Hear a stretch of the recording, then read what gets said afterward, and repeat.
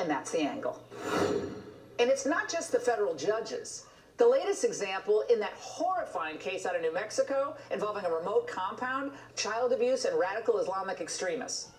Astoundingly, Judge Sarah Backus is granting bail to 5 adults in the abuse case, claiming prosecutors failed to identify any specific threats to the community. Now that's despite prosecutors alleging that these guys were training kids to use all those firearms to carry out terror attacks at schools. So how is this possible? Joining us now with reaction is attorney Harmeet Dhillon, who works on these types of cases, along with constitutional law attorney Troy Waldron. Harmeet, let's start with you, because I think the regular folks watching this cannot believe their ears, where we had the authorities who visited this compound said that, you know, this guy, the first police officer on the scene, said he had never seen conditions like this. It was so sad, so depraved. Kids were starving, and of course a body of a child found on that compound as well. So now 4 of the defendants have $20,000 bail set? What?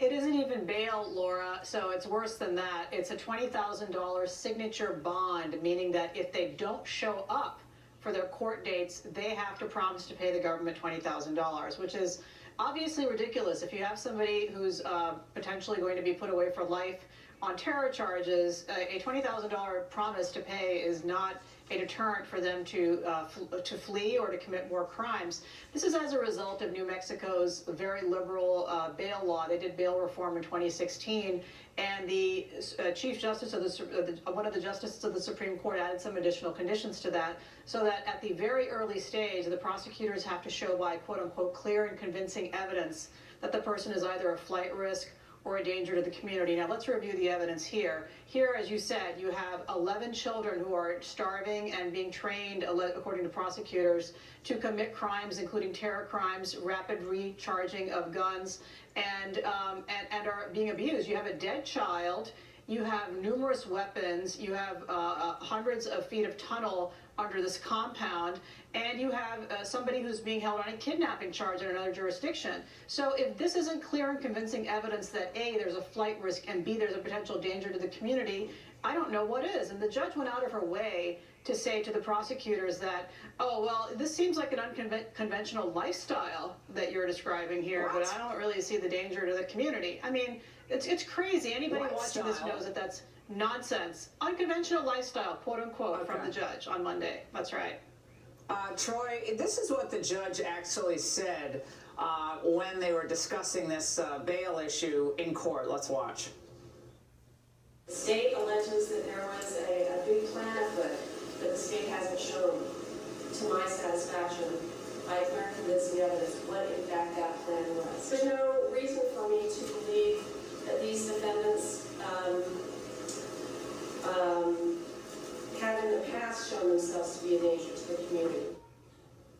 So, Troy, again, to non-legal people out there, just regular people watching this tonight, they see a situation where you had 5 adults, 11 children kept in depraved, abusive conditions, 1 dead child, and they just have to sign on a dotted line that they'll pay the $20,000 when they come back for their hearing.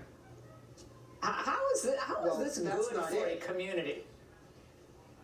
Laura, the judge here is just following the law. The 8th Amendment to the United States Constitution, which we don't get to talk a lot about outside of law school classrooms, is very clear. The government can't impose excessive bail. And excessive bail is anything more than what's required to make sure that somebody comes to court.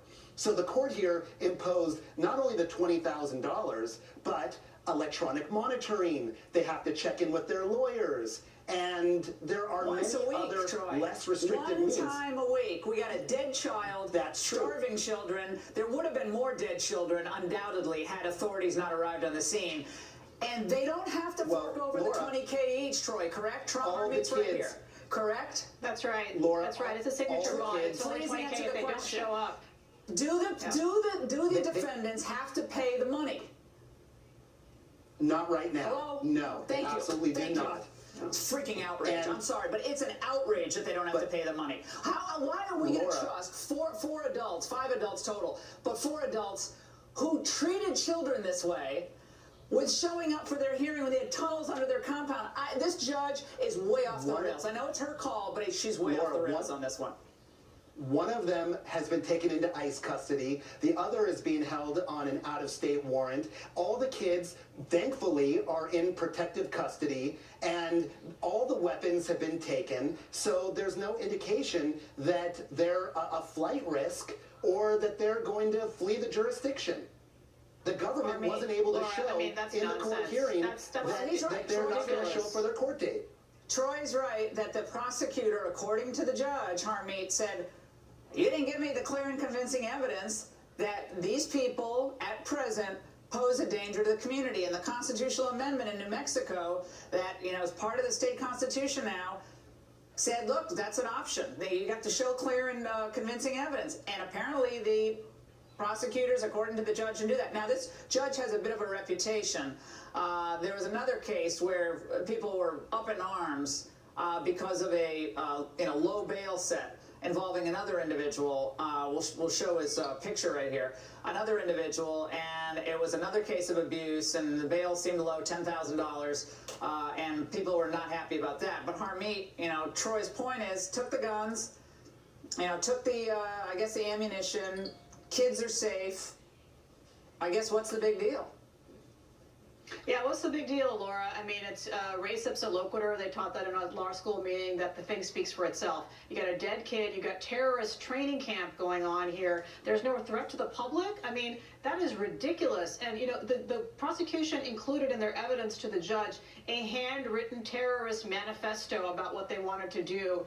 And, of course, the prosecutor wasn't able to bring these children into court to testify themselves because A, they're small children, B, they're probably in a hospital recovering from this abuse. So this judge went on to make some gratuitous comments. She accused the prosecutors of playing on religious prejudice because the prosecutors mentioned in the court that these are Muslim rituals that were being done that tortured these children, leading to the death of one of them.